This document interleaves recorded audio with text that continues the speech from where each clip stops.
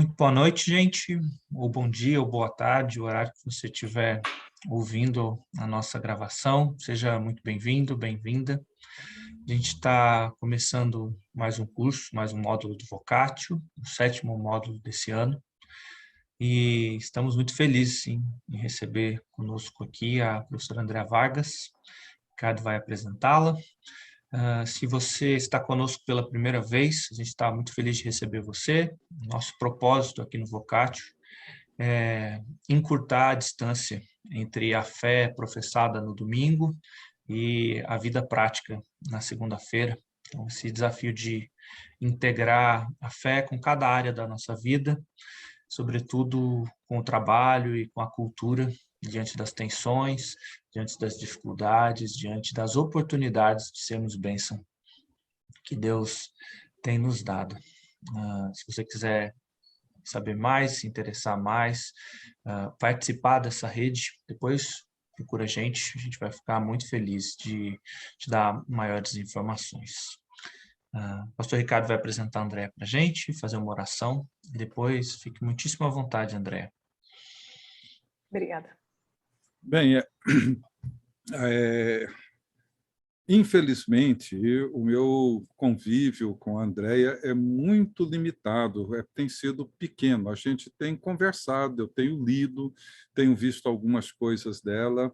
Eu a conheci pessoalmente no encontro da CEPAL, algum tempo atrás, conversamos ali rapidamente, mas eu sou um profundo admirador do trabalho dela, da missão da qual ela participa, da família dela.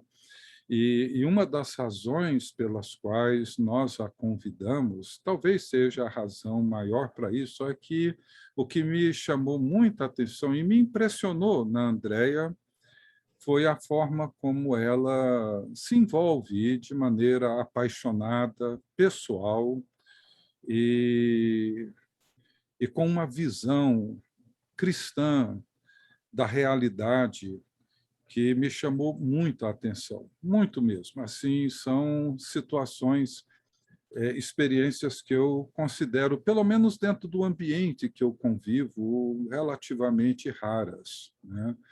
E diante de um momento em que vivemos relações tão delicadas, tensas e muitas vezes polarizadas na sociedade que nós nos encontramos, a igreja é chamada para ser luz e para ser sal num momento desse. E muitas vezes isso não é fácil.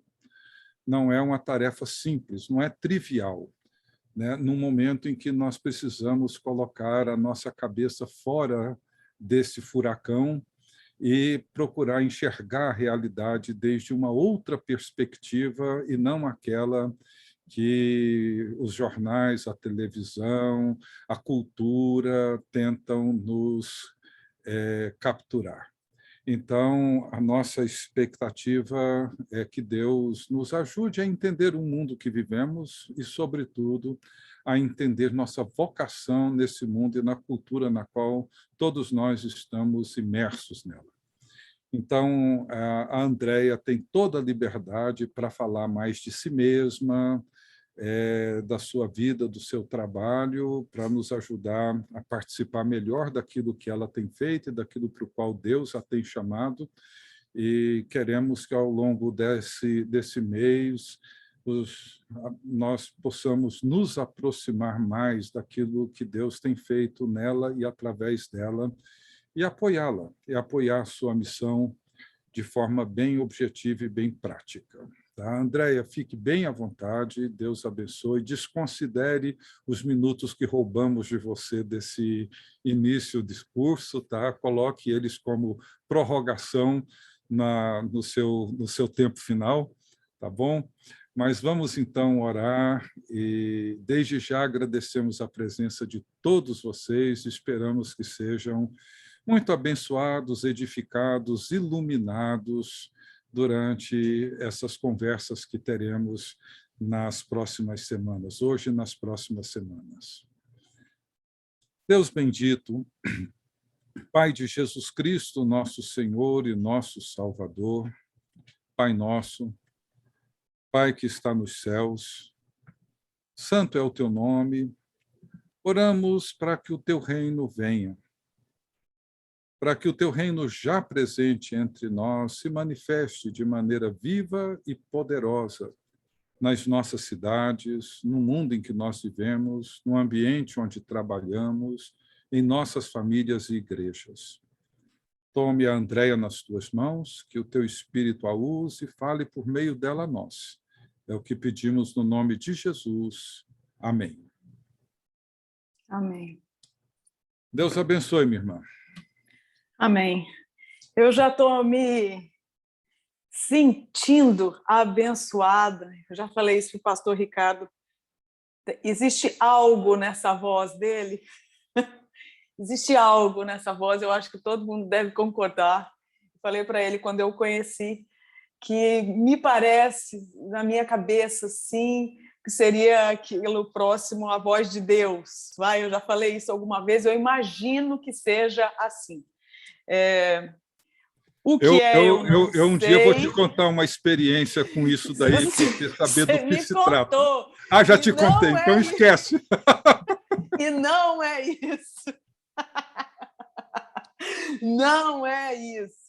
Não estou sonolenta. Não, eu acho que é aquilo que diz respeito a boca fala que o coração está cheio, mas eu acho que não é só isso. Fala de um jeito também muito bom.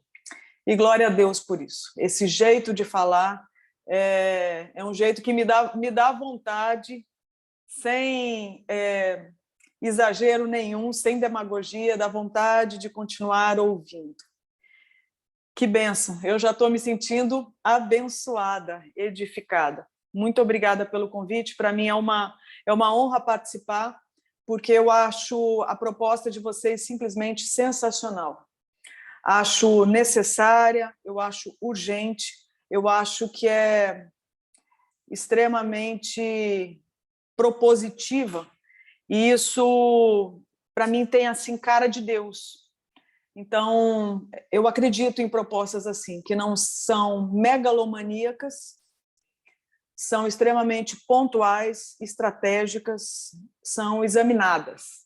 Então, eu acho muito, muito relevante uma proposta como essa aí da Vocatio. E achei muito legal o que o André disse aí sobre a ideia de encurtar a distância entre a fé e a vida.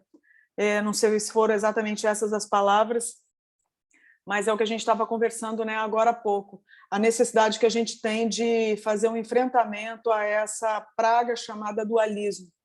Aquilo que fragmenta a gente, que fragmenta a forma da gente interpretar a realidade, que distancia a gente daquilo que é o coração de Deus, daquilo que é a cultura do reino de Deus. E o que for proposta para fazer com que a gente possa entender melhor o mundo, né, e entender a nossa vocação, eu acho que tem o seu papel indispensável. Então, eu agradeço mais uma vez pelo convite e pela participação de todo mundo aí. Acho que a gente tem uma caminhada, se Deus assim permitir, durante esse mês de outubro, um mês que para mim é muito especial. No dia 12 de outubro, de alguns bons anos atrás, foi quando eu tive o privilégio de reconhecer o Senhor Jesus como meu Senhor e Salvador. E eu lembro que eu fui à igreja para tirar a minha melhor amiga da igreja. Então, eu fui com essa missão de salvá-la da igreja. Foi quando eu descobri que quem precisava ser salvo era eu. Então, foi exatamente na tentativa, né, acho que uma agnóstica, talvez o melhor termo, alguém que tinha rompido com a fé, não podia provar que da fé em Deus, não podia provar que a espiritualidade não existisse, que esse Deus existisse, não podia provar que existisse nem de que não existisse. Então, cada um fica na sua. E aí foi quando eu me recordo de quando ter recebido o primeiro convite de ir à igreja, eu fui com uma missão. E eu lembro que eu fiz uma oração ao Deus que eu não cria. E a oração basicamente foi o seguinte: Deus, se você existe, eu peço que você me dê uma coisa só. Sabedoria para eu poder ver os prós e os contras desse lugar e salvar a Carol. Então, eu fui com uma missão de salvar minha amiga Carol. E eu lembro de ter chegado nesse culto e ter achado tudo tão estranho. Primeiro, era um ambiente alegre. Eu não imaginava que um ambiente de igreja pudesse ser festivo. Aliás, um domingo de manhã, quem é feliz um domingo de manhã? Não é? Então, eu não imaginava que pudesse haver alguma celebração. E também me recordo de ter notado um ambiente claro, com músicas que celebravam. E aí isso aí me irritou um pouco, porque eu vi uma galera muito nova, muito jovem, um monte de gente universitária ali como eu. Aí nós estamos falando de São Paulo, capital, domingo de manhã, uma galera nova de tudo quanto era faculdade, reunida, cantando e trocando ideia e celebrando um tal de Deus. Eu fiquei assim espantada, fiquei escandalizada com o negócio daquele, não entendi nada e cheguei a uma conclusão. A que ponto chegou a juventude brasileira? Lembrei que a religião é o ópio do povo e fiquei assim muito quebrantada. Me aguçou a misericórdia por aquele povo perdido, que precisava de uma igreja num domingo de manhã para tentar encontrar uma muleta para a sua vida. Então, essa foi a leitura que eu fiz, e aí um tal de pastor veio à frente para pregar um sermão. E ali me deu calafrio, porque até então o que eu imaginava era que deveria ser assim, o que há de pior em termos de crime organizado, não é? Um ser chamado pastor, aquilo ali me arrepiava, porque eu imaginava assim, como se fosse uma expressão da máfia aqui no Brasil. Então, a minha visão sobre ela era muito, muito negativa.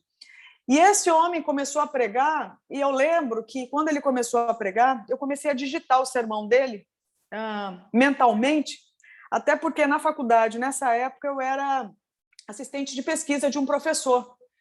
E aí, basicamente, o meu trabalho era procurar erro de lógica. Então, eu fui com essa missão de salvar a minha amiga, e para isso eu precisaria de prós e contras. Eu montei uma planilha, né? Abri um arquivo ali no Excel e fui colocando prós e contras, né? E no final eu teria um saldo ali, digamos, algo negativo, que eu poderia jogar na cara dela e falar: sai fora porque você está numa fria. E aí fui com essa missão, esse homem começou a pregar, só que ele começou a pregar justamente o único livro que eu tinha tentado entender e não tinha conseguido nada. Não tinha tido êxito nenhum. Porque era um livro para mim muito complicado, eu não entendia o que aquilo ali queria dizer, que era a tal da Bíblia. Eu falei, não podia citar ninguém mais fácil, um Weber da vida, sei lá, um Marx, alguém assim, né, mais palatável. Mas justamente a tal da Bíblia, fiquei intrigado com aquilo, o homem começou a falar, e à medida que ele falava, eu fui chegando a uma conclusão. Logo de cara eu pensei, ou esse homem é vendedor ou esse homem é advogado. Gente, vocês não vão acreditar, pois o pastor não era exatamente vendedor e advogado? Então, eu fiquei mais horrorizada ainda. Eu falei, esse homem é bom de lábia, esse homem deve enrolar esse povo tranquilamente. E vai citar justamente o livro que eu não entendo nada, mas tudo bem. Em algum momento ele vai vacilar. E aí ele começou a pregar, e o curioso, que esse homem pregava lá, eu pensava aqui, contra-argumentando. Só que o que eu contra-argumentava aqui, ele respondia lá. Até que chegou uma hora, na altura do campeonato, como diria meu pai, eu cheguei a uma conclusão. Alguém está me dedando para esse cara. Só que daí eu fiquei intrigada, né? Quem? Aí eu cheguei a uma segunda conclusão. Colocaram uma escuta em mim. Aí eu pensei, só se for no meu cérebro. E aí eu falei, não, deve ter alguma outra explicação, mas alguém está me entregando para esse cara, porque o sermão foi durando e tudo que eu perguntava, ele respondia. Tudo que ele respondia, eu perguntava de novo e ele respondia de novo. E todas as vezes eu me dava mal na resposta. Resultado, o sermão acabou e eu cheguei a uma conclusão. Não existe um erro de lógica na fala do cara. Eu não concordo com as premissas, mas está todo coerente dentro das premissas que ele estabeleceu. Eu não tenho como refutar, mas eu não cria em nada. Até que finalmente chegou uma pessoa atrás de mim e falou assim, eu já estava sentada sozinha, que o pessoal foi trocar ideia ali, e eu humilhada, porque eu não tinha condição de salvar minha amiga dali, porque eu não estava tentando achar um vacilo, um erro de lógica, nada que pudesse ser levantado contra aquela organização, aquela reunião e tal. Quando chegou uma pessoa atrás de mim e falou assim, Andréia, eu falei, oi. E aí a pessoa falou assim, essa é a primeira e a última vez que vai ouvir essa mensagem, não desperdiça. Eu achei ousado, respeitoso, mas ousado. E olhei para trás para pensar quem se atreve. E olhei para trás e não tinha ninguém. Aí foi quando eu cheguei à conclusão, maravilha, agora eu ouço vozes. Era só o que me faltava. E aí começou um desafio, porque a gente está falando, então, de uma pessoa extremamente racional, com um perfil para uma vida acadêmica, uma pessoa que tinha rompido com aquilo que imaginava ser religião, que tinha estabelecido uma lógica que seria, para eu crer em Deus, ele tem que provar que existe. E agora eu tenho situações, então, que eu não sei explicar. E aí foi quando, alguns dias depois, eu tive o privilégio de ouvir falar a respeito do Senhor Jesus Cristo. E fiquei simplesmente tão impactada. Isso aí daria uma outra história, tá? Com mais efeitos especiais, digamos assim. Que eu acho que vasos ruins demais, os efeitos especiais têm que ser utilizados.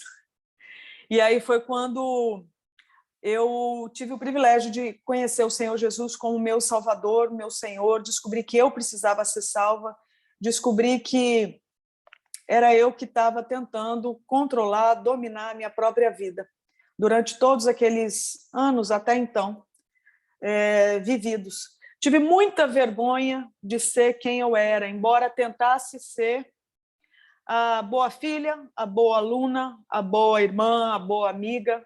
A missão era salvar a amiga, né? Mas era tudo do meu jeito, dentro da minha ética. E totalmente governada pelo orgulho, pela soberba, pela vaidade. Foi quando Deus teve muita misericórdia da minha vida e apresentou o Senhor Jesus para mim. O Espírito Santo me convenceu e ali tem começado, deu início uma jornada. É nessa perspectiva, gente, que eu quero trocar ideia com vocês. De uma pessoa que não veio de um berço evangélico, de uma pessoa que converteu a Cristo no 4º ano da faculdade, indo para a igreja da pior forma, tentando tirar a melhor amiga dali. Uma pessoa que, assim, eu persegui cristãos, né? Eu queria desviá-los. Eu queria tirar essa minha amiga do caminho, achando que ela estava perdida. Então, Deus teve muita misericórdia da minha vida. Eu entendi que pessoas que carnalmente tentam ser boas, elas estão também num caminho de morte. E Deus expressou a misericórdia dele me acolhendo para a sua família, me adotando como filha, perdoando a minha falha de tentar viver a minha vida segundo os meus próprios pressupostos. Então, de lá para cá, eu fiquei muito maravilhada pela palavra de Deus. Tive o privilégio de passar uns 2 anos lá nas Montanhas Rochosas estudando a Bíblia. Voltei por uma situação de família, minha mãe já com uma metástase. Aí voltei, então, para o Brasil para ajudar meu pai a cuidar dela, ela faleceu. E me envolvi com a igreja local lá no interior de Rondônia. Me tornei membro dessa igreja, porque minha família morava lá, embora eu não tivesse nascido lá. Inclusive, nenhum dos meus familiares, mas a gente migrou para essa região já há muito tempo. E aí foi quando me tornei membro de uma igreja local e comecei, então, a presenciar um dilema, que era a gente que tinha experimentado uma conversão a Cristo, assim como eu tinha, mas que, de alguma forma, não conseguia vingar no caminho por sofrimentos intensos, curiosamente, no campo da sexualidade. Isso aí me intrigou muito, por quê? Porque, embora eu tivesse procurado me dedicar ali sozinha, lendo a Bíblia, também ali me dedicar entendendo a Bíblia, a entender a Bíblia, indo à igreja e participando dos eventos e cursos que a igreja propunha na época. Também fui para o seminário, como eu disse, fiquei lá uns 2 anos, voltei antes do tempo por uma questão de saúde ali da família. Então, assim, em outras palavras, parecia que eu tinha aprendido tanta coisa, mas eu não lembrava de uma aula sobre dilemas no campo da sexualidade. Eu não lembrava de ter lido um livro. Eu não lembrava de ter trocado ideias, sabe, sobre esse assunto em particular. E a situação ela foi ficando tão desafiadora para mim, porque ali na igreja, que eu fazia parte nessa época, já, né, há uns bons anos, alguns rapazes se converteram e não conseguiram, então, vingar. E não vingaram depois de um tempo de caminhada com Cristo, de discipulado por parte da igreja. E não conseguiram vingar, e eram esses meninos de um lado chorando e o pastor chorando do outro, porque parecia que tudo que o pastor sabia, ele tinha passado para todo mundo e funcionava, mas menos para os 3. Até que um quarto amigo, que era o melhor amigo da minha família, o melhor amigo que eu tinha na época, que não fazia parte mais da igreja, já tinha desistido do evangelho, tinha desistido não do evangelho, tinha desistido da igreja, tinha desistido dos crentes, como diz ele, porque, segundo ele, tinha cansado de ser metralhado pelos crentes. Por quê? Porque ele tinha as suas lutas no campo da sexualidade também. E quando eu falo lutas, não sou eu que estou chamando de lutas, são as pessoas que estavam lutando.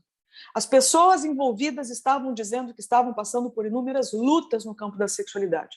Tinham passado por uma conversão a Cristo, tinham experimentado Cristo, estavam quebrantadas diante da palavra de Deus, estavam congregando na igreja local, estavam sendo acompanhados por irmãos, mas chegava uma área, um momento na vida das pessoas, na hora de tentar juntar tudo, que parecia que a coisa se perdia. E aí o que acontece? O sofrimento era intenso, o desânimo, e perguntas sem resposta, do tipo, se eu nasci de novo, por que eu ainda sinto? Se eu nasci de novo, se eu sou nova criatura, as coisas velhas passaram, tudo se fez novo, por que eu ainda me confundo? Por que eu ainda desejo? Se eu nem quero mais viver do jeito que eu vivia, por que isso surge como uma tentação? Então, eram perguntas boas. Por que aquilo aconteceu na minha vida? Onde é que Deus estava? Por que Deus deixou? O que vai ser daqui para frente? Como é que vai ser? Então, eram perguntas boas, eram perguntas legítimas. E algumas delas, me parece que não foram respondidas. E o que aconteceu é que os rapazes desanimaram, desistiram, romperam com a convicção de que tinham tentado de tudo. Isso mexeu muito comigo. Eu tinha acabado de chegar do seminário, né? Eu achava que eu tinha encontrado todas as respostas. Eu achava que eu tinha tido todas as aulas importantes em tão pouco tempo, porque foi tão intenso, foi tão genuíno. E, de repente, uma questão tão, assim, comum da vida. Sexualidade, pô. Todo mundo tem uma. Como assim a gente não encontra a resposta, né? E isso me deixou muito inquieta, até que esse meu melhor amigo tentou o suicídio. E tentou o suicídio algumas vezes.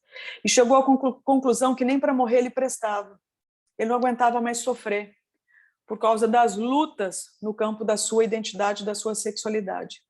E isso, para mim, foi realmente brutal, a ponto de eu fazer uma oração pedindo para Deus que me explicasse o que estava acontecendo, porque eu não estava entendendo. Ou Jesus não dava conta do recado, ou Deus tinha mentido dizendo que Jesus dava conta, ou nós não tínhamos entendido o recado. Porque estava escrito. Mas por que não se aplica na vida? Então, parecia que tinha uma lacuna, uma distância entre a conquista de Cristo, entre a promessa de Deus e aquilo que a gente poderia vivenciar e verificar na própria sociedade, ali nos relacionamentos, nas intimidades de cada um. E aí eu lembro que eu fiz uma oração, porque eu não conseguia ter fé a respeito de Deus mentir, eu não conseguia ter fé a respeito de o Senhor Jesus Cristo não dar conta do recado, eu não tinha condição de crer nisso.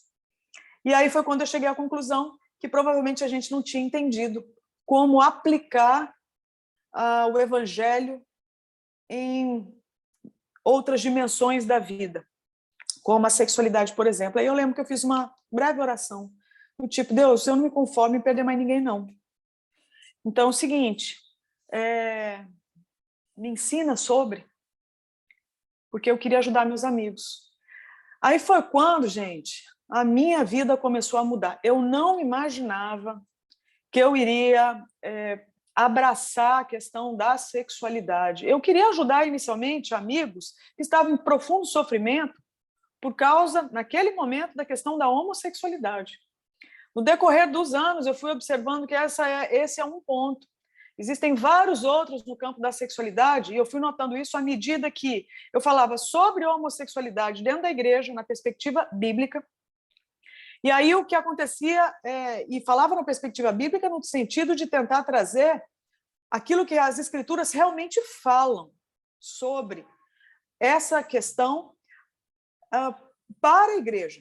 Então, isso já era um tabu, né? Você enfrentar um grande tabu, porque é falar sobre um assunto delicado, complexo, desafiador, vamos colocar aí, quase 20 anos atrás. Então, mulher falando sobre isso na igreja evangélica brasileira. Então, foi uma experiência, e tem sido uma experiência bastante curiosa. E desde então, o que eu fui notando? Que um tanto de gente me procurava para trocar ideia, porque se identificava com aquela fala, e se identificava 100%, ou então porque se identificava parcialmente, do tipo, olha, eu não tenho o mesmo tipo de objeto de desejo, vamos colocar assim, mas eu tenho profundas questões no campo da sexualidade. Aí eu fui descobrindo que lutas no campo da sexualidade não são privilégios de alguém que tem atração pelo mesmo sexo. Isso é comum no ser humano. Pessoas que têm atração pelo sexo oposto também sofrem inúmeras lutas. E estavam passando por também intensos sofrimentos. Prisões terríveis. Por exemplo, o caso de pessoas escravizadas pela pornografia, escravizadas por relações sexuais fora do casamento, por relacionamentos, digamos assim, de dependência no campo emocional, por jogos, por controle, por sedução, por manipulação, por rituais de conquista. Então, eu fui descobrindo que só de falar sobre sexualidade no meio da igreja já seria o suficiente em termos de demanda para dedicação de tempo, de energia, de estudo, de pesquisa, de escuta, de oração, de choro diante de Deus, que não daria nem tempo para estender isso aí para o não cristão. Em outras palavras, falar de sexualidade, então, é falar de um desafio de todo ser que respira. E não digo especialmente ou unicamente a respeito, por exemplo, de quem tem uma vida sexual ativa ou gostaria de ter. Eu falo a respeito, por exemplo, de crianças, que enquanto estamos aqui nesse ambiente seguro, estão sendo abusadas. De adolescentes que estão sendo aliciados ali pela internet. Então, situações das mais diversas. Enquanto a gente discute aqui, reflete sobre papéis, segundo a perspectiva bíblica, um tanto de mulher sendo espancada dentro de casa. Então, nós realmente enfrentamos uma série de desafios no campo da intimidade, no campo da identidade. Então, desde 2004, eu tenho procurado me debruçar sobre essa temática na perspectiva bíblica. Por que na perspectiva bíblica? Porque existe a perspectiva, existem perspectivas não bíblicas.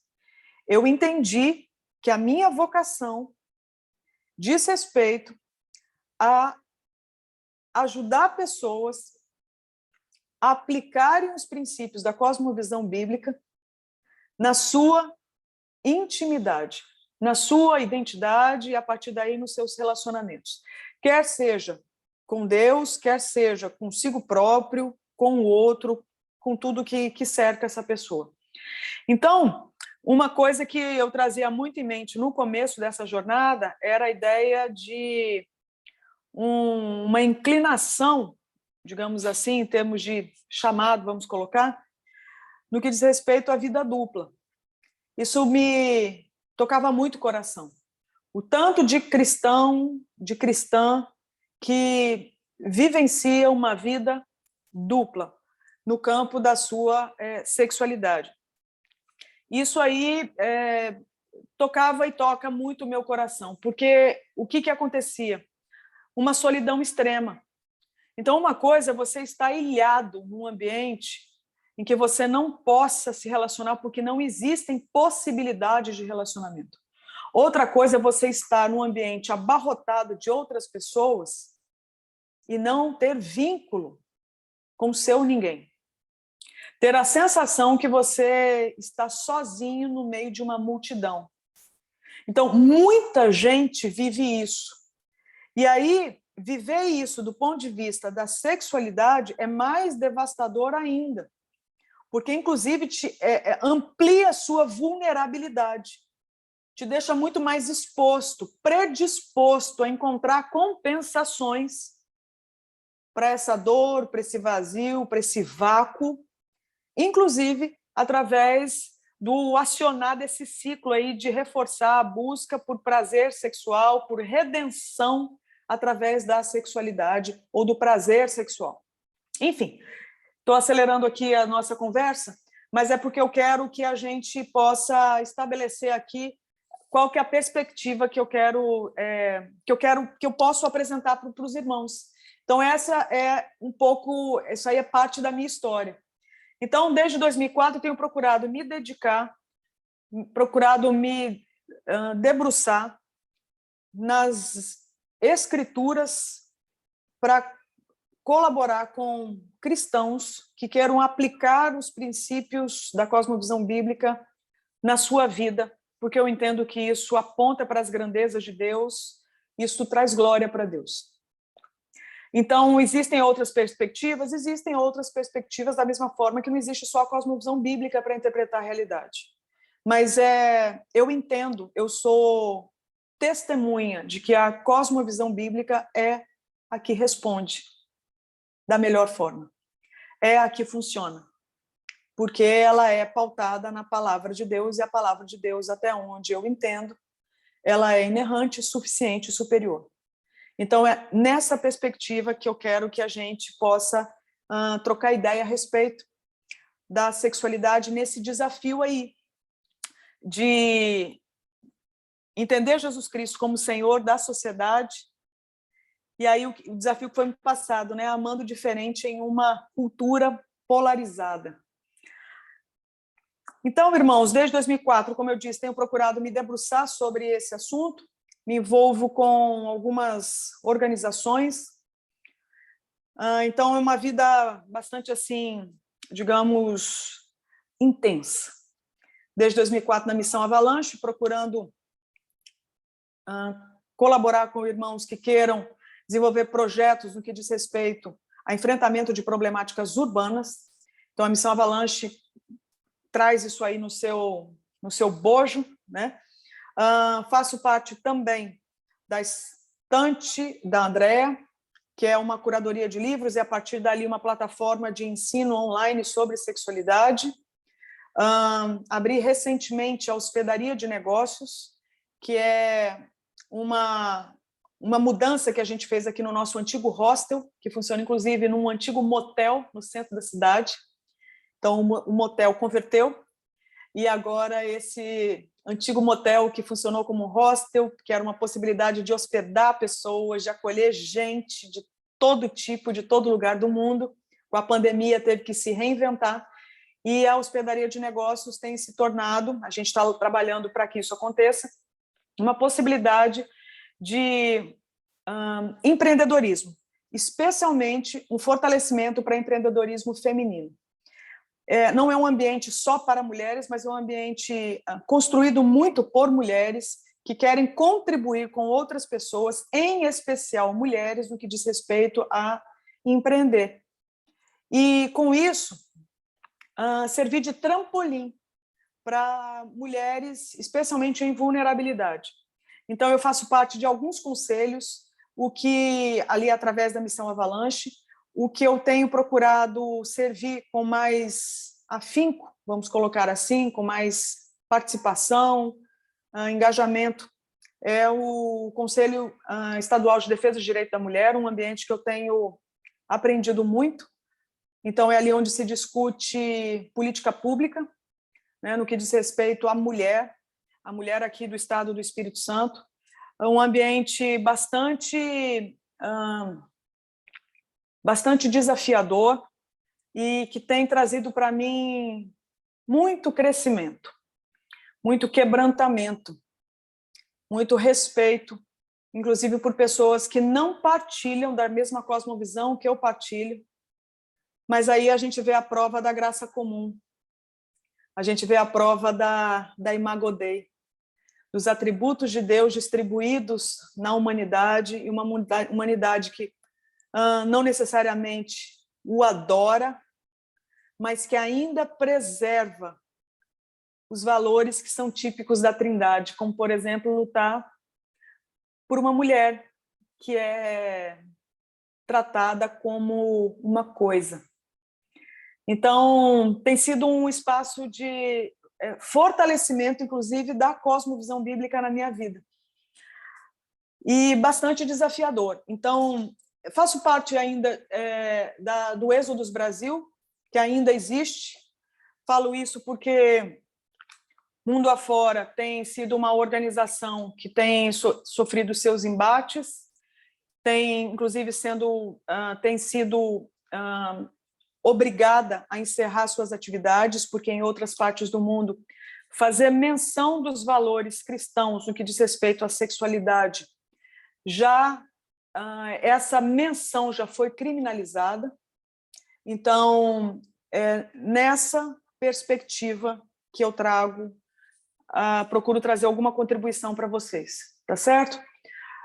Existem algumas áreas que são muito próximas aqui ao meu coração, dentre elas, como eu já disse, a questão da mulher, mas também a questão da criança e do adolescente, especialmente no que diz respeito à violência sexual.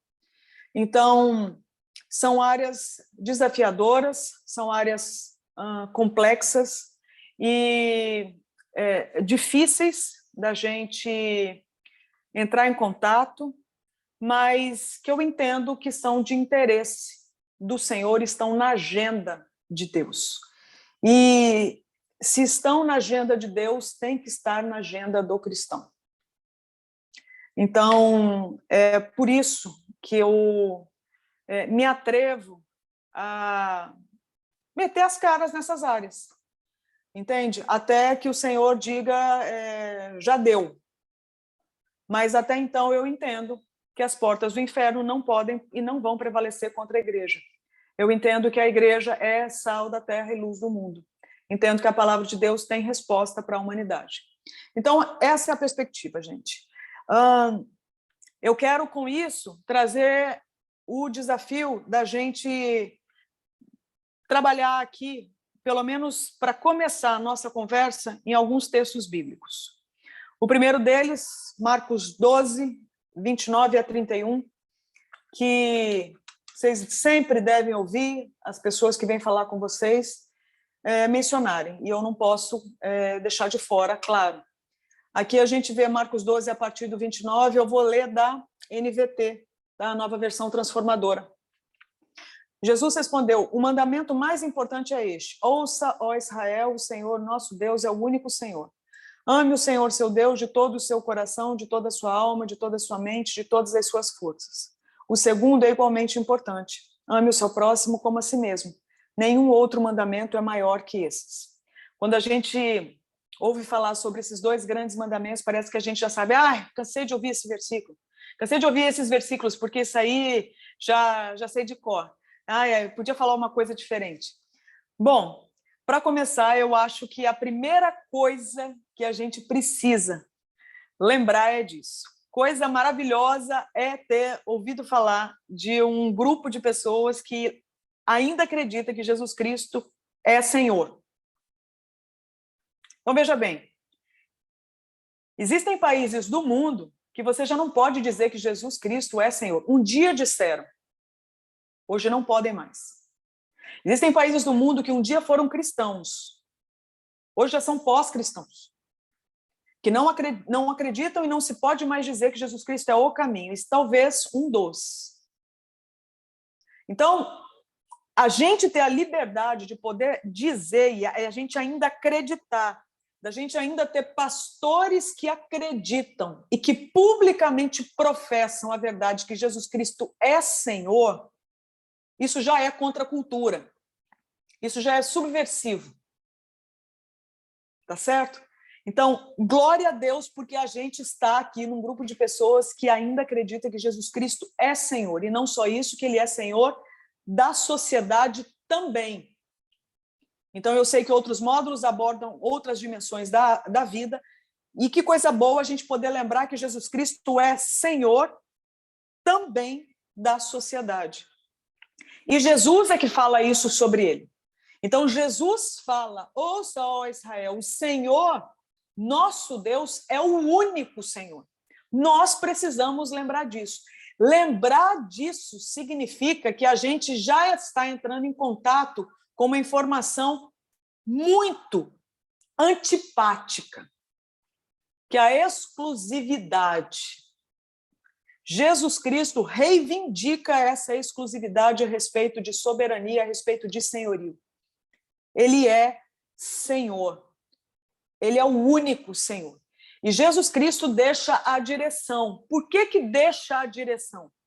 Porque se a gente fala da missão da igreja, a gente fala a missão do cristão, a missão de Deus, digamos assim, é apresentar a direção, por exemplo, para a sua criação. E a missão de Deus começa aqui para nós, trazendo, por exemplo, de novo essa direção. Então, direção para toda a realidade, isso aí é atribuição do Senhor. É a atribuição do Criador da realidade. Por que eu falo isso? Porque falar de sexualidade hoje é falar de uma dimensão da vida que recebe direção de várias fontes. Que existem várias referências reivindicando autoridade para apresentar direção. A pergunta é, o que o Criador da sexualidade tem a dizer? Ele tem algo a dizer? O que eu digo? Ele não tem algo a dizer, ele grita. Ele grita sobre esse assunto, desde o princípio. Então, perguntar para uma criança quem ela é, perguntar para um adolescente quem ele é, perguntar para um casal em crise quem ele é, para um jovem, para uma pessoa divorciada quem ele é, baseado no que a pessoa sente, é amordaçar o Criador. Estou dizendo que o que a pessoa tem a dizer não importa? Não estou dizendo isso porque a pessoa foi criada, seja ela quem for, à imagem de Deus.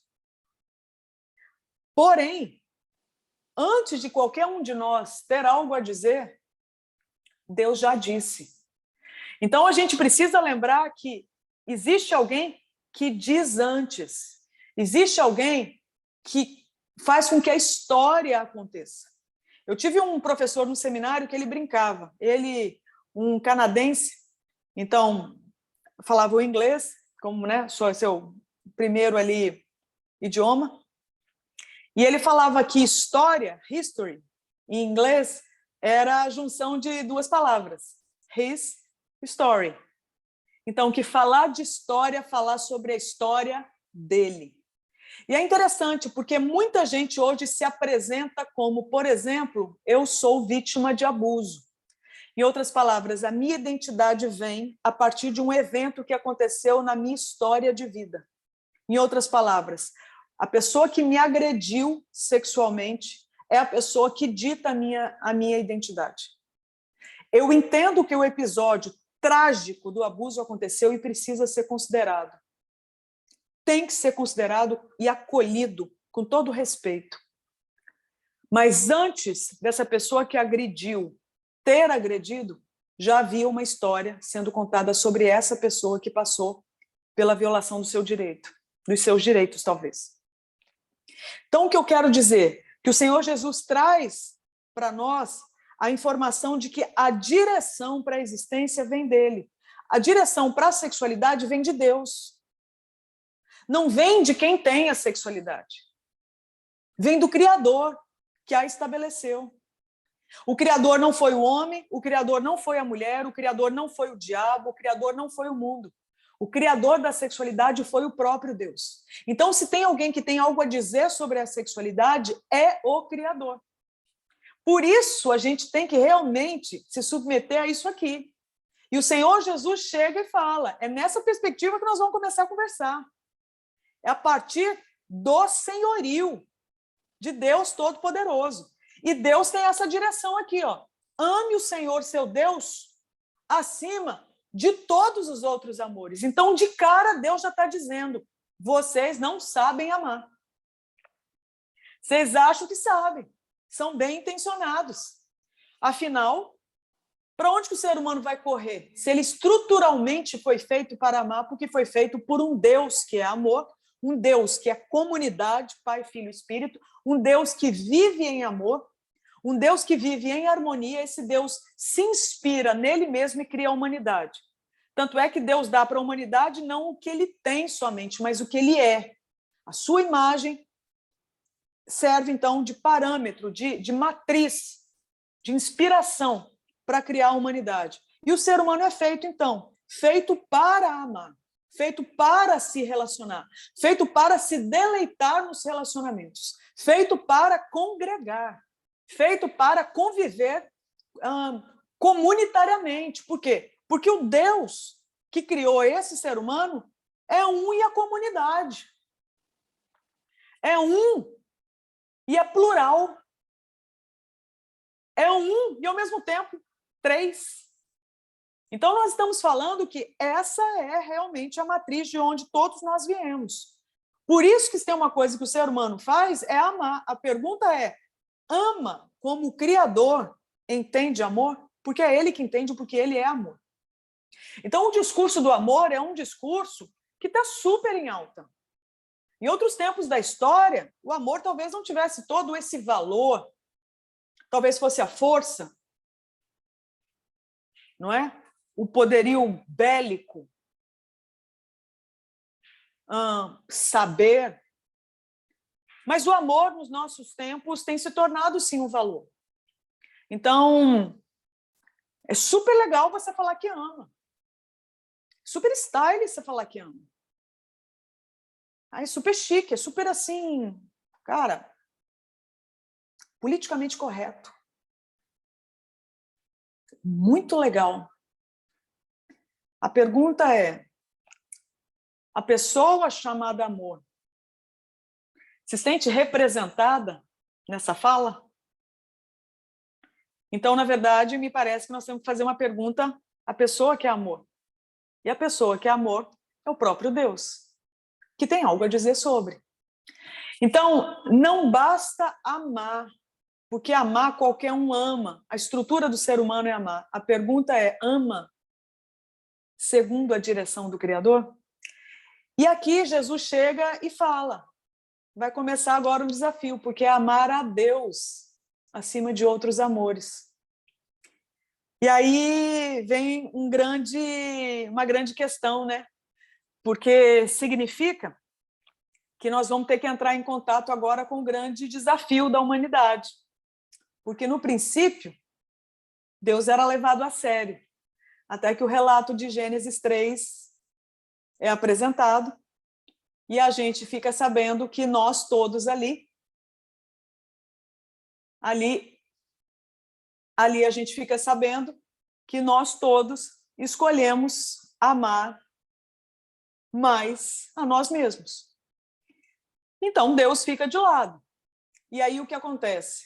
Nós somos desafiados por Jesus. Então, com tudo que você é, com tudo que você tem, a sua dimensão material, ela existe para glorificar a Deus? Então, Jesus chega com esse desafio para nós e, em seguida, ele apresenta um outro desafio. O segundo é igualmente importante: ame o seu próximo como a si mesmo. Em outras palavras, não tem só você no mundo, assim como não tem só você e Deus no mundo. Tem você, tem Deus e tem o coleguinha. E o coleguinha vai ser um grande desafio. Por quê? Tanto é um desafio para você, como você é um desafio para o coleguinha. Então, nós temos agora o grande desafio, agora a gente levar o outro a sério também. Então, veja bem, nós estamos lidando aqui já de cara com a direção para a nossa existência, para a sua vida e para a minha vida. Então, hoje você deve ter entrado aqui, você deve ter tido já uma vida corrida, um dia corrido assim como eu tive, resolvendo um monte de coisa, desde alvará, e funcionário, e pagar conta, e filho, e o que vai comer, e se tem uniforme limpo, entendeu? É o desafio da vida. E aí, ao mesmo tempo, chegar agora e falar assim, tá, e amanhã? E depois de amanhã? Afinal, para que é tudo isso? Então, a gente acaba voltando para essa questão. E detalhe, tendo que fazer tudo isso usando máscara. Tendo que fazer isso cercado de álcool, né? 70% em todo o tempo. Então, é um desafio atrás do outro. E a pergunta é, afinal de contas, o que nós estamos fazendo aqui? Como é que vai ser? Do que se trata? Se trata disso, gente. Se trata de amar Deus acima de tudo, se trata de amar o próximo.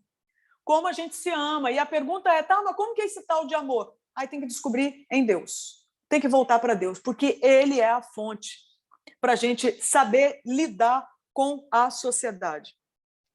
Bom, a gente sabe, então, que em função da tragédia acontecida na queda, então, em Gênesis 3, quando a gente lê, e aí a gente pode retomar aqui essa leitura, eu vou pedir, então, para você abrir aí em Gênesis 3, por favor, a gente vai ler o 8 e o 9, o texto diz o seguinte, quando soprava a brisa do entardecer, o homem e sua mulher ouviram o Senhor Deus caminhando pelo jardim e se esconderam dele entre as árvores. Então o Senhor Deus chamou o homem e perguntou, onde você está? Olha, quando Deus começa a fazer alguma pergunta, é aquilo ali, né? Não é porque ele não sabe a resposta. Ele está facilitando a confissão. Então a gente está vendo aqui que Deus marca um encontro com a humanidade e a humanidade simplesmente não aparece. A humanidade simplesmente cancela Deus. Não vem ao encontro. Estava tudo organizado, entardecer no jardim, vamos trocar ideia, vamos... Não vamos. A humanidade fugiu de Deus, se escondeu. Ela não quis se relacionar com o Criador. Deu as costas para ele. É sobre isso que nós enfrentamos o desafio. Quando me passam a tarefa de tratar, por exemplo, foi o que chegou para mim de pergunta, de introdução à pergunta. A nossa sociedade ela tem inúmeras divisões.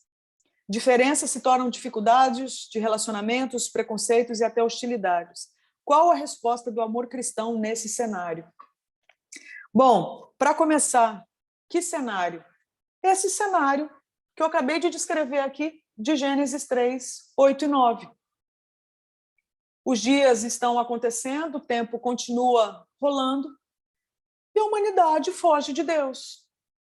A humanidade, tudo que ela construiu, com todas as suas habilidades, no campo da cultura, da política, da educação, da saúde, do esporte, do lazer, né, entretenimento,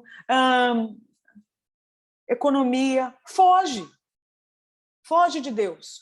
Foge de Deus porque achou que podia viver bem e melhor sem a direção dele. Então, quando a gente fala de dificuldades, a gente está falando exatamente de efeitos de queda. Então, de cara, o que a gente pode saber? Viver em sociedade é viver em tensão, é viver em conflito. E em conflito por quê? Por causa da queda. é importante a gente lembrar disso. Eu vou explicar o que eu quero dizer aqui. Um tempo atrás, eu li a postagem de uma pessoa que se diz ser um pastor e não acredito que seja. Se for, está desviado do Evangelho. E falo isso com temor e tremor. E essa pessoa disse o seguinte às vésperas do Natal. Eu fico feliz com essa data porque a gente pode lembrar da obra do nascimento de Jesus, e a importância disso é lembrar que Jesus veio e resolveu o maior problema da humanidade. 2 pontos. A desigualdade social. Falei, oi? E aí ele vem explicar que a desigualdade social é o maior problema da humanidade. Veja bem, a desigualdade social é um grande problema da humanidade. Mas ele é um subproduto de um problema ainda maior, que foi a mudança de direção, que foi o pecado, que foi a queda, a maior tragédia, com uma repercussão cósmica, e que a gente não pode minimizar. Então, quando a gente fala de sociedade, é a gente falar de um território que tem muita hostilidade, de um território que tem muitas tensões. Por isso que a gente vai encontrar essa variedade de possibilidades. Em termos de tensões, a gente vai encontrar uma diversidade de expressões, a gente vai encontrar, primeiro, por causa da própria imagem de Deus sendo distribuída na vida das pessoas. Mas essa imagem de Deus ofuscada pelo pecado. Isso significa que a estrutura ela está mantida, só que a estrutura agora funciona segundo o seu próprio interesse. E aí essas pessoas habitam no mesmo planeta, talvez na mesma casa, talvez se reúnem no mesmo ambiente de trabalho, talvez na mesma sala de aula, talvez na mesma igreja. Então, o que a gente pode esperar? Tensões, conflitos. É curioso, porque só tem um ambiente onde a gente não encontra conflito. No cemitério, porque não há vida, e na Trindade. Na Trindade, a gente não ouve falar de tensão. Na Trindade, a gente não ouve falar de conflito, a gente não ouve falar de divisão, de facção. A gente não ouve falar de pecado. Então, veja bem, lidar em sociedade é lidar com esse desafio. E lidar com a temática da sexualidade é lidar com a expressão da identidade. Então, a forma como eu me vejo, a forma como eu creio, a forma como eu desejo, eu expresso através dos meus relacionamentos com tudo que me cerca. Seja com Deus, seja comigo, seja com o outro. Então, eu parto da premissa que identidade, em tese, é tudo que Deus diz sobre mim, ainda que eu não concorde e não saiba, mas continua sendo. E se eu não sei, continuo vivendo a vida expressando a estrutura que Deus estabeleceu, que o Criador estabeleceu, ainda que eu não reconheça. Mas as pessoas continuam se relacionando, as pessoas continuam trabalhando, produzindo, as pessoas continuam buscando algum sentido, as pessoas ainda continuam respirando, as pessoas ainda continuam tomando decisões, ainda que sejam as piores decisões. As pessoas continuam exercendo os seus julgamentos, fazendo as suas apreciações. Então, as pessoas continuam fluindo dentro da estrutura estabelecida pelo Criador. A pergunta é, de acordo com aquilo que foi estabelecido pelo Criador? Se não, a pessoa continua expressando a sua identidade. Então, identidade não é privilégio de quem conhece a Deus. A identidade é tudo o que a gente pensa, crê, sente a nosso respeito. Agora, a identidade verdadeira, de fato, aquela que é real, ela vem daquilo que Deus tem a dizer sobre cada um de nós. E Deus tem algo a dizer sobre todos os humanos. Na Terra, os 7 bilhões de humanos têm uma identidade no seu Criador. Só que não necessariamente as pessoas sabem. Então, as pessoas chegam a conclusões sobre elas.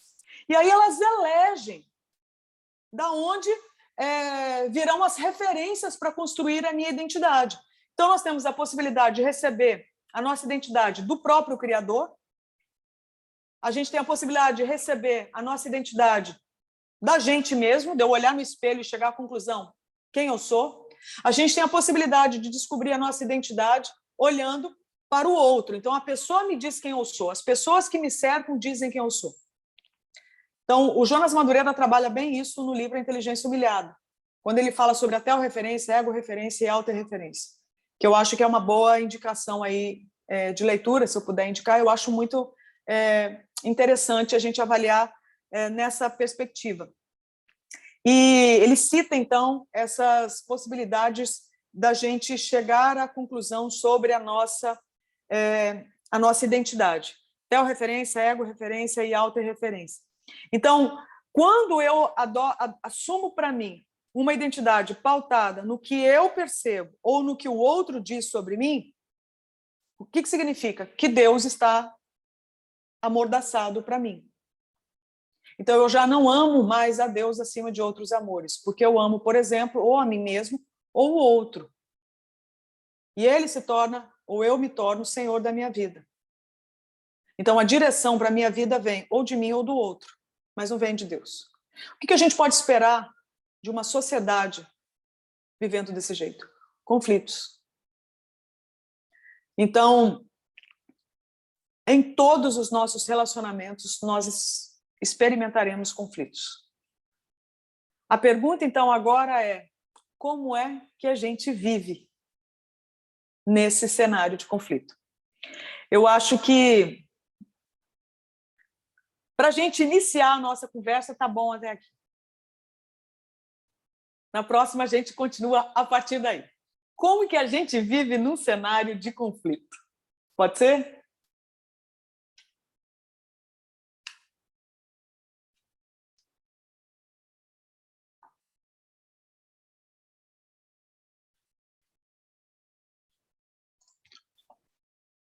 Bom, obrigado, André.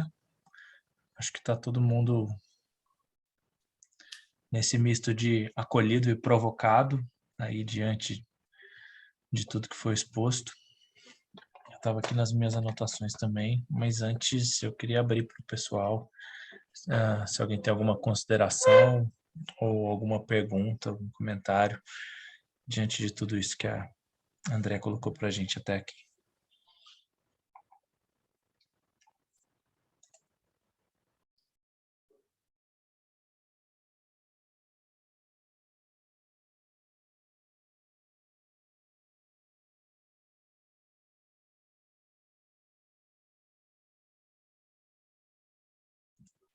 Os microfones estão fechados, mas vocês podem abrir eles. Acho que talvez o Ricardo estivesse falando.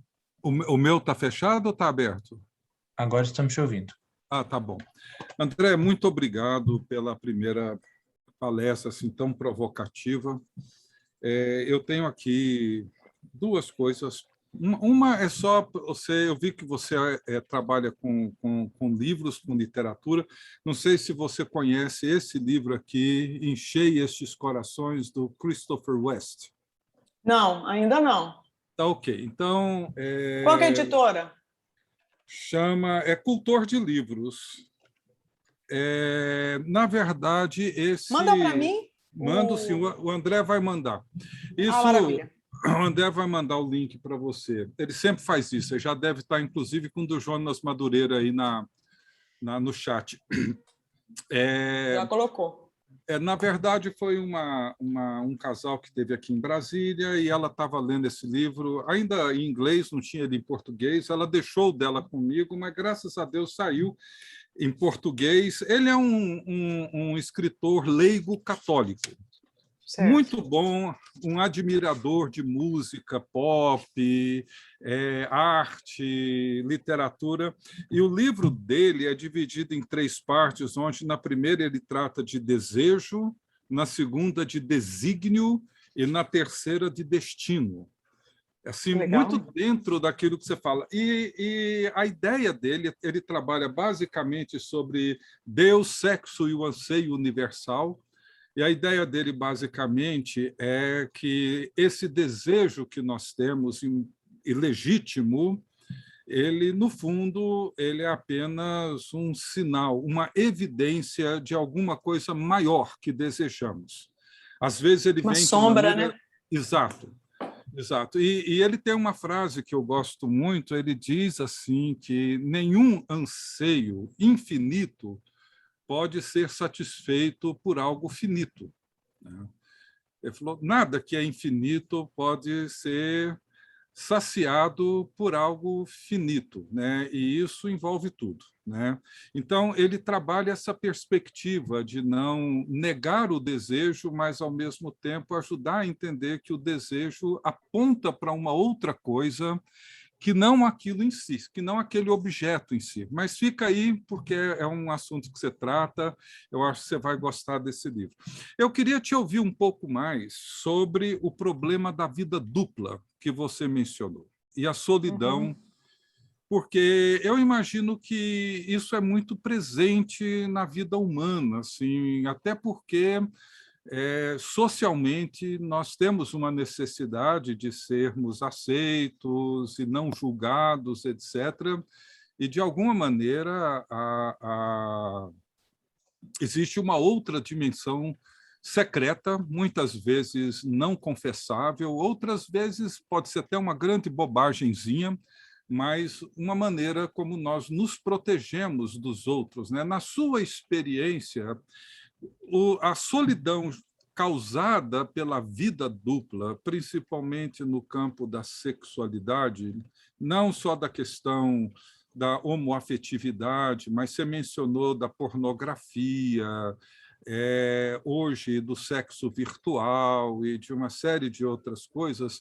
De que maneira você tem percebido essa solidão dentro desse ambiente que você tem atuado mais objetivamente?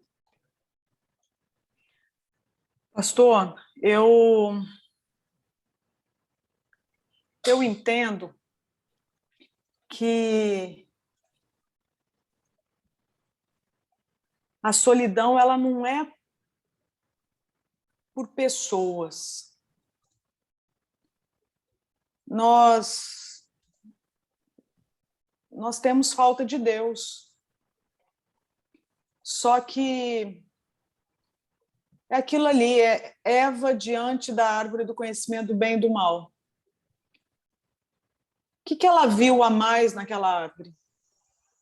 A Bíblia fala que os frutos eram bonitos, mas das outras árvores também. Elas tinham cara, aqueles frutos tinham cara de ser suculentos, mas das outras árvores também.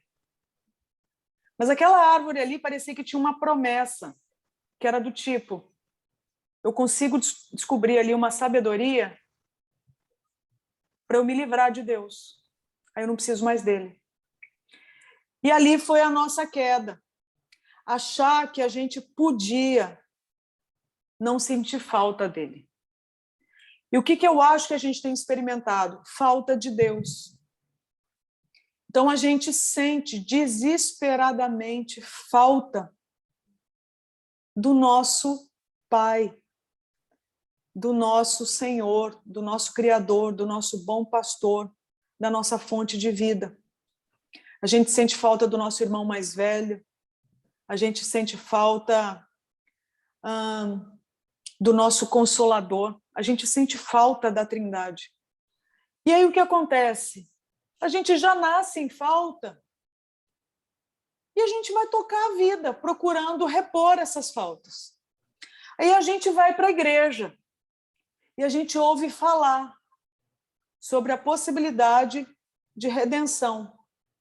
E a gente se abre para ela, a gente ouve o Evangelho, a gente aceita Jesus como Senhor e Salvador. A gente, na melhor das hipóteses, a gente recebe um coração novo. E agora vem os desafios, porque a gente passa pela experiência de receber um novo coração, só que continua com a memória. Continua com a memória do Egito, dos ganhos que a gente tinha naquele Egito. E da saudade. E aí entra aquele conflito, porque, de um lado, parece ser um Deus que é espírito, que você não controla, que você não vê, que você não manipula, que você não seduz. Aí você vai se aproximar, você vai confiar, você tem que confiar nele para começar. É um exercício de fé, que é impossível agradá-lo se não for pela fé. E que ele é galardoador de quem o procura. É impossível agradar a Deus se não for pela fé. Então parece que já começa numa desvantagem. E aí tem o quê? Tem os ídolos que são tangíveis, né? Que são nossos. Em outras palavras, o que eu quero dizer é que a vida dupla é agora esse dilema para o cristão, na melhor das hipóteses, como eu disse, receber um novo coração, mas agora tem o desafio de como aplicar. Existem áreas que são muito nebulosas. Então, eu chego e digo que estou com dívida, mas eu não chego e digo que fui estuprada. Entende? Então, eu chego e digo que eu estou, de repente, com depressão, mas eu não digo que fantasio com crianças. Então, o que eu quero dizer? Que existem áreas que ficam mais em secreto. Então, você me fez uma pergunta sobre a questão objetiva. O que eu já notei? Eu lembrei aqui de umas 2 histórias. Uma delas, uma vez realizando aqui uma escola de aconselhamento, aqui na Missão Avalanche, veio um líder ser aconselhado. E esse homem abriu ali para a turma de aconselhamento uma situação de luta no campo da sua sexualidade. E aí, conversando com ele, me ocorreu de fazer uma pergunta, do tipo assim, quem mais sabe dessa história? Aí ele falou assim, ninguém mais, só Deus e eu. E agora vocês? Eu falei, mas eu não estou entendendo, porque você é um líder de ministério, você tem uma equipe, você trabalha com outras pessoas.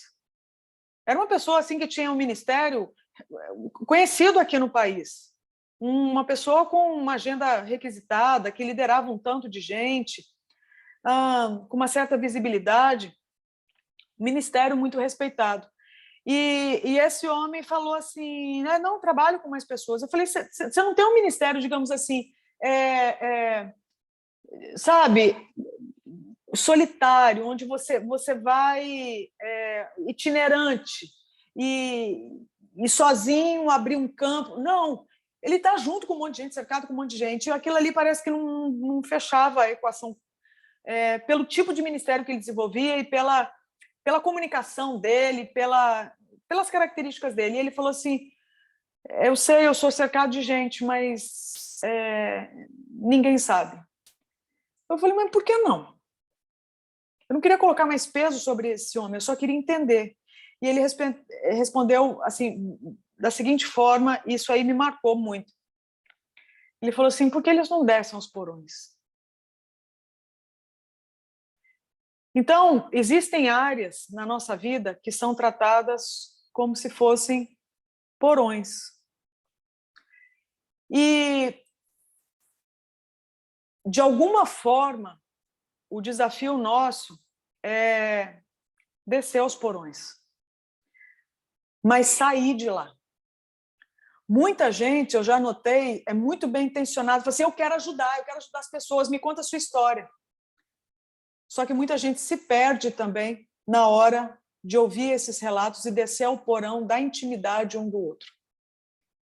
Então, eu já vi caso, por exemplo, de homem confidenciar a sua vida dupla em pornografia, para o seu líder e o seu líder indicar pornografia, melhor. Mas continuou compartilhando pornografia. Então, o que eu estou querendo dizer com isso? Que o desafio nosso, me parece ser, desenvolver uma cultura de cuidado. Esse me parece ser um grande desafio. Desenvolver uma cultura de cuidado. Então, quando a gente fala aqui sobre Jesus Cristo ser o Senhor da sociedade, há mal diferente em uma cultura polarizada. O que me parece ser uma possível solução? Jesus Cristo é a solução. A pergunta que me foi feita já tem a resposta. Né? Porque a pergunta foi feita foi a seguinte: qual a resposta do amor cristão nesse cenário? Primeiro, a resposta já está ali. É o amor cristão. Esse cenário ele só tem uma solução: o amor cristão. É o amor. E o amor ele só é cristão. O amor genuíno, verdadeiro, ele é cristão. Ele é de Cristo. Certo? Então, a solução é isso. Agora, como é que a gente expressa? Me parece que uma possibilidade é a construção de um ambiente, de uma cultura de cuidado. Cuidado nos termos de Deus. A gente descobrir que todos nós temos porões. E que Jesus é o Senhor de todos os porões. Que não existe nada escuro para Deus. E quando eu digo escuro, por favor, entendam. Eu quero fazer menção ao que é sombrio, ao que é misterioso, ao que é enigmático, ao que não tem resposta. Não existe esse cenário para o Senhor Jesus, porque Ele é Senhor de todas as coisas. Ele responde a todos os mistérios, que são mistérios para nós, que são enigmas para nós. Ele já tem as respostas. Então, partir dessa premissa, eu acho que é indispensável para a gente dar conta de olhar a humanidade na sua complexidade. Seja o desafio que for. Então, no momento, a gente fala sobre algumas questões no campo da sexualidade. A pergunta é, daqui 10 anos, quais serão as questões? Talvez coisas que a gente nem tenha imaginado, mas elas devem surgir, porque o ser humano ele é ninja para criar problema. É ou não é? É um abismo chamando o outro. A gente é bom para fazer a coisa errada. A gente é bom para piorar a nossa vida. A gente é bom para, olha, atropelar as coisas. E, infelizmente, a gente tem essa competência, né, em fazer a coisa dar uma desandada. É uma pena. Mas, ao mesmo tempo, é esse mesmo povo atrapalhado que Deus escolheu chamar de seu povo e trazer reconciliação através de Jesus. Então, eu tenho muita esperança com relação à igreja. Eu tenho muita esperança com relação a esse grupo que se chama povo de Deus. Por quê? Porque do mesmo jeito que ali está um monte de gente arregaçado, quebrado, com experiência em tudo quanto é tipo de fraude, né, de farsa, de duplicidade, ao mesmo tempo é ali mesmo que vai superabundar a graça de Deus e que vai servir de encorajamento para outros tão lascados quanto. Então, me parece que a solução seja desenvolver uma cultura de cuidado. Esse é um desafio. E aí eu acho que trazer esses temas à tona podem ajudar. Por quê? Como vocês dois disseram, são provocações. Então, à medida que a gente vai ouvindo, vai falando, olha, sexualidade, vai falando pênis, vagina, vai falando pornografia, masturbação, relação sexual. Você vai falando isso, você vai se familiarizando, você descobre, olha, não caiu um pedaço. Olha que coisa, né? Dá para falar, olha, faz parte da vida. E, de repente, a coisa vai ficando o quê? Ela vai fazendo parte da vida. Ela não vai ficando mais tão porão sem luz. Vai circulando vida ali. a gente vai se atrevendo, a gente vai tendo mais fé e a gente pede, Jesus, vai comigo. Então, Jesus, ele deixou esse legado aí para nós, esse exemplo de entrar em contato com o diferente, porque todos nós somos diferentes, porque ele é a referência, todos nós somos diferentes dele, todos pecaram e carecem da glória de Deus. Então, todos nós somos anormais, esse termo tão terrível, todos nós somos, porque o único bom é ele, o único que esse é o meu filho amado, a alegria da minha vida. Né? É esse o único humano que realmente entendeu a parada é o próprio Cristo. Por quê? Porque é o próprio Cristo. E aí a gente entender que Jesus entrou em contato com a humanidade e entrou em contato com tudo que era diferente, mas não esqueceu quem ele era. Então, ele não barganhou a sua identidade, ele sabia quem ele era o filho amado de Deus, era o Deus encarnado. Ele não abriu mão da identidade dele. E eu acho que esse é o nosso desafio, a gente lembrar quem a gente é, e porque a gente lembra quem a gente se quebranta com relação ao outro. O que vai surgir, eu acho que é uma cultura de cuidado, a partir da igreja. Tendo Deus como sua gênese, né?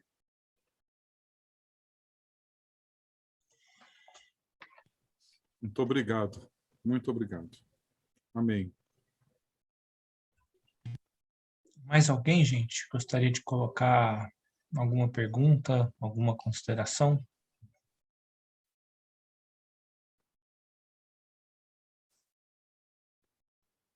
Eu, Fica à vontade, Luiz. André, eu queria agradecer pelo seu relato. Eu me identifico com a história de cristãos que vieram de fora, porque eu também vim desse caminho, né? Me converti com 20 anos de idade. E eu também sou uma pessoa que eu falo muito sobre temas correlatos aos seus, principalmente sobre sexualidade, porque, na verdade, eu falo para quem nasceu na igreja. Geralmente eu sou vista pelas minhas amigas que vieram de famílias cristãs como uma válvula de escape, né? A pessoa que ela pode falar abertamente sobre os assuntos que não tem coragem de falar para a família, às vezes para o marido, às vezes dentro do ambiente, porque meio que as falas que eu ouço muito é sobre essa questão de que, se você tivesse nascido aqui, você ia entender que é difícil. E assim, e a minha pergunta é essa, por que que é difícil? Por que que é difícil ser honesto, né? Então, eu queria agradecer porque eu sinto também que essa sua fala, a sensação de ser um cristão sozinho, no meio de um corpo, que não sabe se acolher, ela é muito prevalente. E eu queria perguntar, como é que você faz para, às vezes, eu fico muito pessimista, assim, eu ouço umas histórias de gente que eu admiro muito, assim, que eu tenho um grande carinho, e eu vejo o fundo do porão da pessoa porque ela, enfim, acho que eu sirvo muito como válvula de escape mesmo para muita gente. E para mim é realmente essa questão, assim, de como é que a gente ajuda outra pessoa a entrar no porão dela e não afunda junto, porque a minha grande oração ultimamente tem sido para não perder a esperança na igreja, não perder a esperança no povo de Deus, na capacidade que a gente tem de continuar reverberando a graça maravilhosa que ele tem num corpo vivo e não num corpo canceroso, assim, né, cheio de tumores que a gente às vezes nem percebe que estão lá, de tanta metástase que houve, sabe? Uma metáfora bem, eu sou enfermeira, né? Umas metáforas bem biológicas, assim. Então, vamos continuar nela. Nós vamos continuar nessa metáfora, pode ser? Quero te agradecer aí pela sua honestidade, pela sua generosidade de compartilhar uma coisa tão, acho que particular. E acho que você transpareceu essa angústia. E acho que parece até um pedido de socorro. Então, continuando nessa metáfora, lembra de quando, visualiza a cena aí, como você puder, de Jesus agora crucificado, morto, corpo moído. Você sabe como que um corpo fica passando por tanta violência. Violência física, violência psicológica, certo? Então, foi levado como uma ovelha muda para ser morta. E foi o que aconteceu. Entregou o espírito, experimentou a morte. O corpo dele estava como? Como que você imagina que estava o corpo dele? Diz para mim.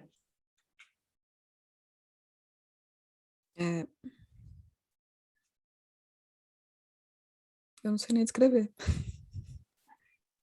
Mas você já atendeu pessoas que passaram por violência física, Já. né? Então ele devia estar Inviável. ensanguentado. O termo que a gente costuma usar quando não dá conta de lidar com a realidade é inviável, incapaz de sobreviver, Isso, ou sem condições terapêuticas, né? isso. E veja bem, estava feio, estava irreconhecível, não devia estar cheiroso, estava desfigurado, estava inchado, né? De olhar e falar assim, é inviável. Então, uma atitude linda foram de algumas mulheres que levaram óleos, não é? E qual foi a atitude delas diante daquele corpo? Eles cuidaram daquele corpo que parecia inviável. Elas não desistiram do corpo. E um milagre estava para acontecer. Por quê? Dependia delas? Não dependia delas. Porque aquela inviabilidade era inviabilidade para os homens, mas não para Deus. Já tinha uma história sendo contada. Então, o que eu quero te dizer? O seu trabalho, minha querida, é como dessas mulheres.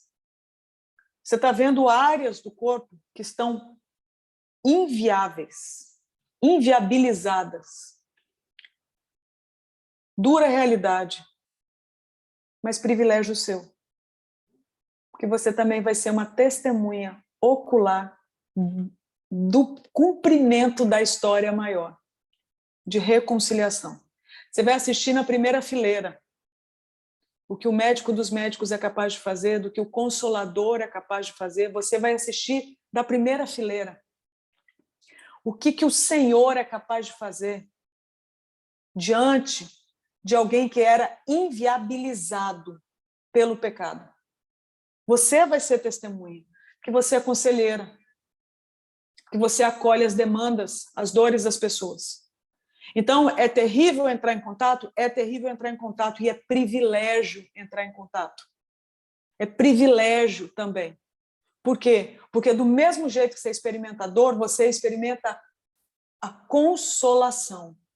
O consolador vem para consolar uma dor. Do mesmo jeito que você recebe o embate, você recebe o bálsamo. Então, ao mesmo tempo que você vê a brutalidade da morte, você vê o poder da vida. Do mesmo jeito que você vê a decadência do pecado, você vê o quê? O poder da reconciliação. Então, o que eu quero te dizer? Lembra da história maior. A história não é sobre o pecado. A história é sobre Deus, que se compadeceu do pecado e resolveu o problema do pecado em Cristo. Nós não podemos esquecer essa história. Não esquece do resto da história. Não negocie os atributos de Deus. A gente não pode esquecer dos atributos de Deus. Deus é bom. O que eu quero te desafiar? E aí eu vou agora te desafiar. Vou te deixar uma tarefa. Reveja, estude de novo os atributos de Deus. Por quê? Porque lidando com aquilo que não é Deus, que não vem de Deus, que a gente vai ser desafiado a experimentar aquilo que a serpente apresentou para Eva. É verdade mesmo que Deus seja bom? Então, me parece que o que você está vivenciando é isso aí. É a serpente chegando do seu lado e trazendo uma bandeja para você com uma dúvida. É verdade mesmo que Deus é bom? Como é que pode ser bom se está rolando questão de treta? Então, o que está sendo colocado em xeque? Você entrar em contato com a realidade e, no final das contas, isso aí trazer uma dúvida sobre os atributos da Trindade. Deus é bom. Em todo o tempo, ele é bom. Não duvide de quem Deus é quando você olhar para os efeitos da queda. Não duvide. Entende? Então, estou sendo bem aqui, agora pentecostal. Amém, irmã? E estou aqui te dando essa palavra de Deus. Aleluia! Aleluia. Amém. Lembra Obrigada dos pelo encorajamento. atributos de Deus. Amém. Amém. André, Acho que tá bom terminar assim, né, André? Vamos dormir com isso. vamos dormir com esse desafio. André, muito obrigado por essa primeira aula, por essa primeira fala. Já tinha mais perguntas aqui no privado, fica para uma próxima. Se você quiser enviar para mim, encontro, tá bom. Tá bom. você aí se envia você para mim, quiser, aí eu tento servir melhor assim, dentro das demandas que as pessoas apresentarem. tá bom. Então, gente, fica o aviso também.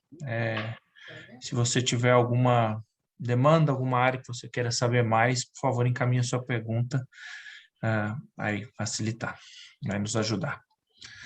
Eu queria pedir ao pastor Eduardo, que está com a gente também, Toche, para orar para a gente, encerrando esse tempo. Oremos. Senhor, nosso Deus, nosso Pai, muito obrigado por esse tempo precioso que o Senhor reservou para nós, nesse tempo com a tua serva, a Andréia, e obrigado por tudo aquilo que nós podemos hoje ouvir do Senhor através dela. Obrigado em especial pelo testemunho dela também, por me fazer, inclusive, pensar mais uma vez sobre o momento que eu tive o encontro com Jesus e a maneira como o Senhor transformou minha vida. Nessa minha certeza, saber que estamos seguindo esse chamado que o Senhor nos tem concedido. Nos ajuda, Senhor Deus, a aprendermos mais e podermos caminhar sempre nessa direção que o Senhor tem nos mostrado e possamos nos tornar cada vez mais semelhantes a Jesus e cumprirmos, Senhor Deus, o propósito pelo qual o Senhor nos tem também chamado. Muito obrigado por esse tempo precioso, abençoa cada um dos participantes aqui e oramos assim agradecidos em nome de Jesus Cristo. Amém. Amém. Glória a Deus. Amém. Gente, muito obrigado. E eu queria fazer um convite para vocês. Convidem amigos. Vai ser muito bom, esse mês vai ser muito rico. Mas tem uma condição só. Para assistir à próxima aula, terão que ter assistido a gravação dessa de hoje. É fundamental. Sem a gravação, sem ouvir essa aula de hoje, as outras aulas sofrerão algum prejuízo, porque o que nós ouvimos aqui hoje estabelece um alicerce riquíssimo para nós entendermos e atuarmos dentro dessa realidade que a Andréia trouxe para a gente. Então, fica aqui a proposta, tá? Se você tiver pessoas do seu convívio, isso é um problema ou um desafio que nós temos no ambiente de trabalho, temos dentro de casa, na família, nós temos isso dentro das nossas igrejas, portanto, é fundamental que saibamos entender melhor, ter um discernimento melhor sobre tudo isso para amar como Deus ama. Tá bom? Então, fica aqui o convite e nós nos encontramos na próxima terça, que é um feriado, tá? Mas estaremos aqui. A vantagem dessa coisa aqui é que o feriado não atrapalha, tá, gente? Muito pelo contrário, ele até facilita, tá? Então, terça-feira que vem, às 20 horas, nós nos encontraremos. Qualquer dúvida, escreva ou para o André ou para mim, o que a gente puder fazer para te ajudar, será um prazer, tá? Deus abençoe a todos, vão em paz, ou fiquem em paz, né? Deus abençoe, Andréia, obrigado mais uma vez e nos vemos aí, tá? Deus guarde a todos. Amém, gente. Boa noite. Obrigada. Amém. Boa noite.